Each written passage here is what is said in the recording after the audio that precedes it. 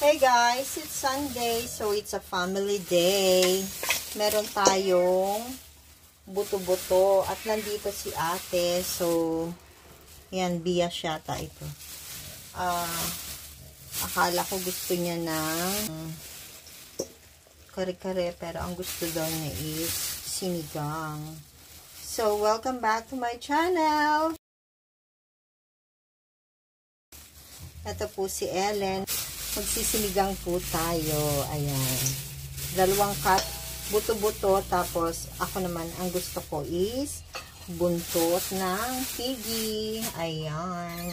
Hugasan lang natin. So, hindi nila kinat ng husto. Cut lang natin ng diretso.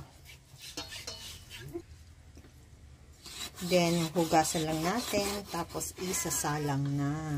So, ayan. Hugasan lang natin. So, ayan.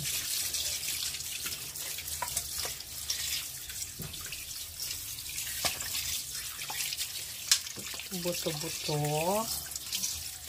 Daming laman, eh. Buto-buto ng ulo at saka buntot. O, diba? Head and tail. So, ayan na siya. Magluluto na tayo. Guys, inilagay ko lang siya sa pressure cooker, ha? Ayan. Tapos, ang isasabaw natin dito is yung hugas bigas. Yung pangalawang hugas bigas, ha?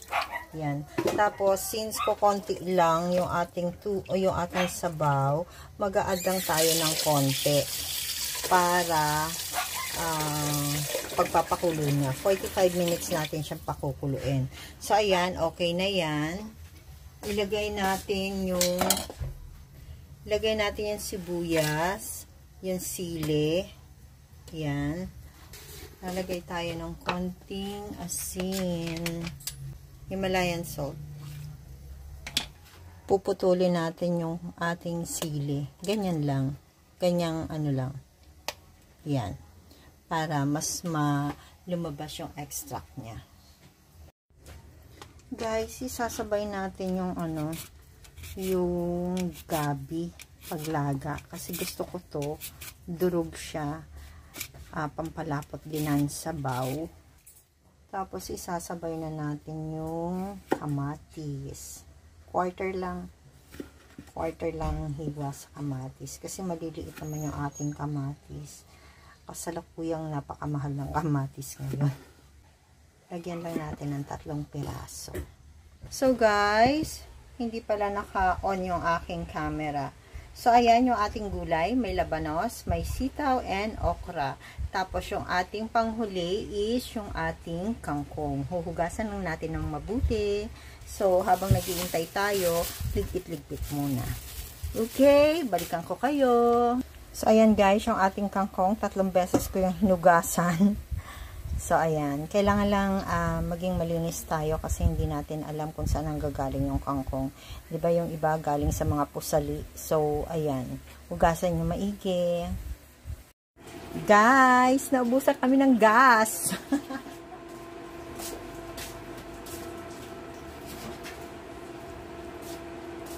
So, dito kami sa induction. Nagtuloy ng luto. So, ayan na yung ating...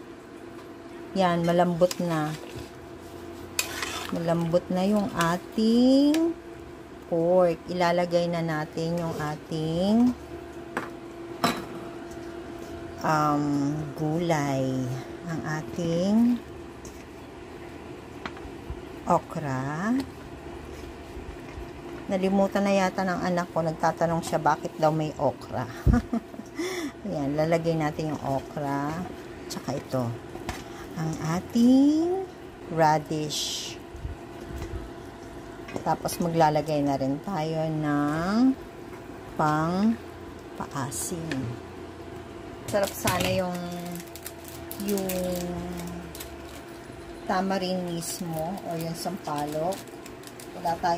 Walang available sa palengke. So, ito na lang muna yung powder.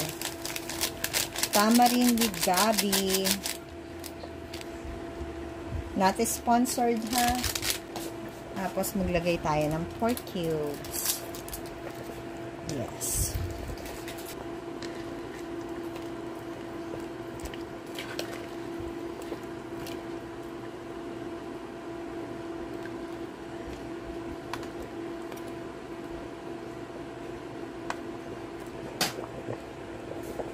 Takpan lang natin ng konti, pero hindi natin ilalak. So, ayan, kumukulo na. Kumulo na siya ng mabuti. Ilagay na natin yung ating sitaw.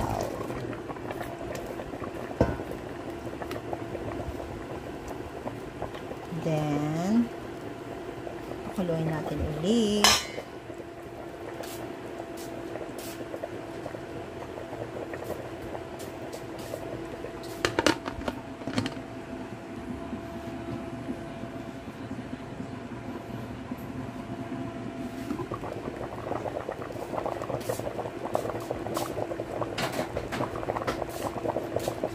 Half-cook lang natin yung ating sitaw.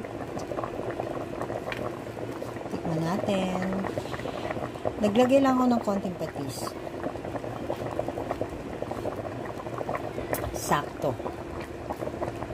Lagay na natin yung ating kangkong.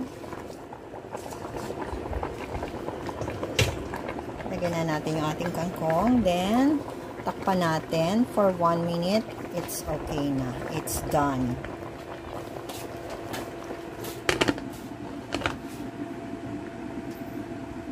Oh guys, eto na. Half cook lang yung ating gulay para mas masarap. Luto na po! Hey guys, eto na po ang finished product ng ating sinigang. Pork sinigang po ha. Sana po ay nagustuhan nyo ang video na to. And if you do, please click like, share, and subscribe na po kayo sa channel ko if you haven't subscribed yet. So this is Ellen saying bye-bye. See you again next time. God bless everyone. Thank you for watching. Ayan, kain na po tayo. Bye!